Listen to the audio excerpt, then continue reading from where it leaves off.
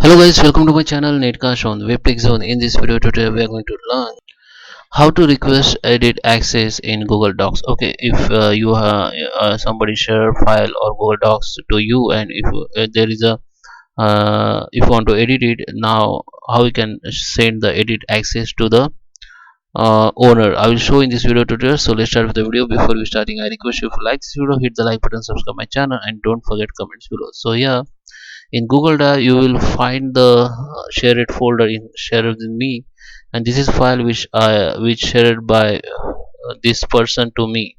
So when I open it in next tab and try to edit it, so there is a no option, so I can't edit it because the owner only give viewing only give the view permission. I can't edit it. So if you want to request them to edit, so you can see there is an option called request to edit. Just click on it.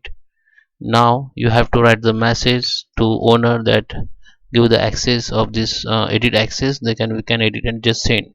After send this up, the notification will send to the owner on email ID or Google Drive, and they after they give access you can edit this file. But if you still want to edit, if you can make also copy this file and you can make edit to your drive, but it is your own file. Oh, it will be not shared, it won't be, will not be shared file. Okay, once you can make the copy, so you make the copy from here. Just go to file and make the copy. You can rename it and select the folder from your my drive. So you can select folder from here, or you can create new folder here from here. Click on new folder, it will be create.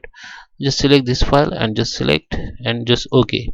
Then copy file will be created and you can open this file and you can now edit. But it this file for your own file, it won't be shared file anymore. So shared file will be different and your copied file will be different. It will be so show save on your mind. Okay, so guys, I hope you like this video. Please subscribe me. Thank you for watching.